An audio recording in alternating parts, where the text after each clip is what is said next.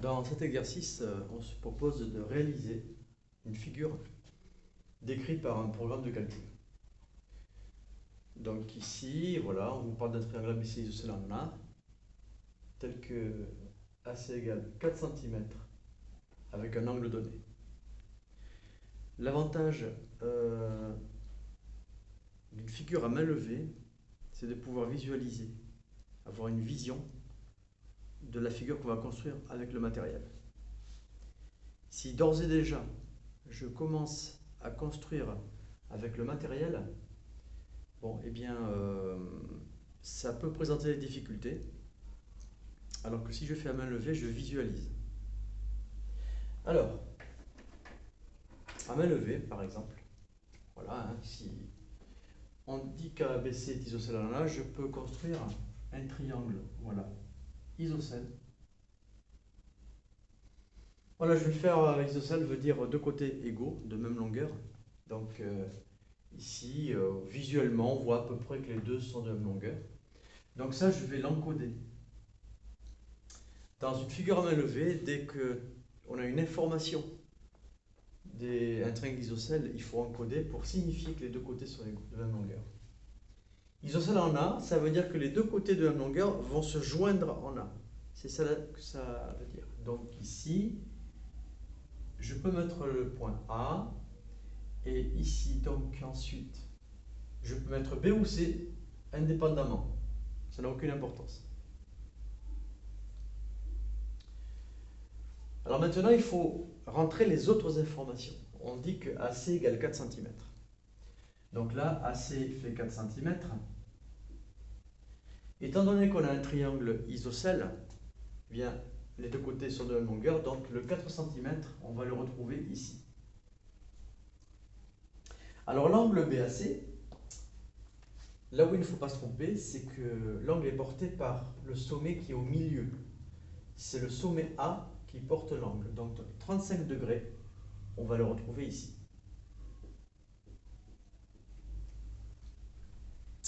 Bien, et BC, eh bien, voilà, c'est une longueur qui n'est pas nécessaire pour la construction de cette figure. Alors maintenant, voilà, on va se proposer de construire la figure. On peut faire par essai. C'est-à-dire que tout d'abord, il faut pouvoir tracer un côté. Alors BC, on ne le connaît pas. AC, on le connaît. Alors AB, on le connaît par exemple. Alors je peux tracer AB 4 cm. Je trace 4 cm. Et j'écris AB. Alors, ça c'est une première proposition. Parce qu'ici, j'ai 4 cm. La position du rapporteur n'est pas lésée.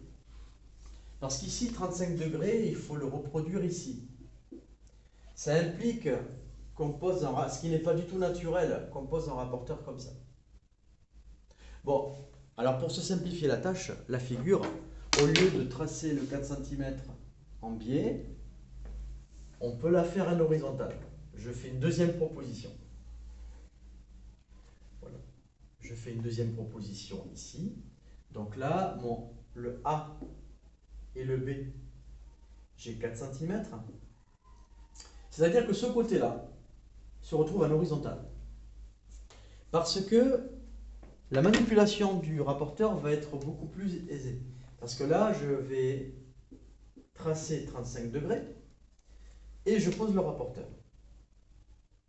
Alors, ce que je préconise toujours, 35 degrés, je peux le lire ici, mais il y a un autre 35 degrés qu'on peut lire ici. Pour éviter les confusions, toujours compter de 10 en 10. Donc, 10, je pars toujours du trait. 10, 20, 30, 35. C'est ce que je préconise pour éviter de se tromper de rangée.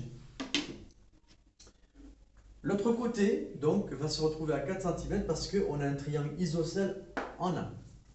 Donc, on retrouve ici le triangle isocèle en A. J'ai 4 cm. Voilà, et je termine.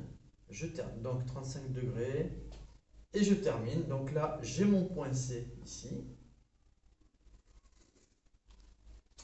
Voilà ma construction. Je vais achever la construction précédente.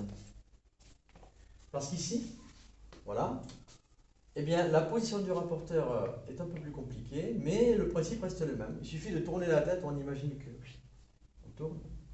On fait 10, 20, 30 et 35.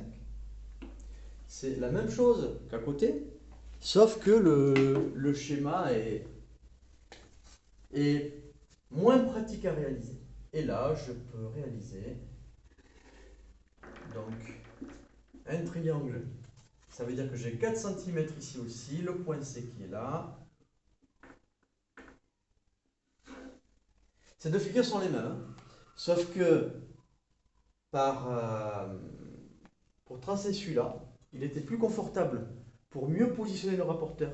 Parce que le rapporteur, je l'avais. C'est toujours plus facile de le poser comme ça que de le poser comme ça. C'est moins confortable. Donc, il ne faut pas hésiter à tourner une figure si vous avez besoin.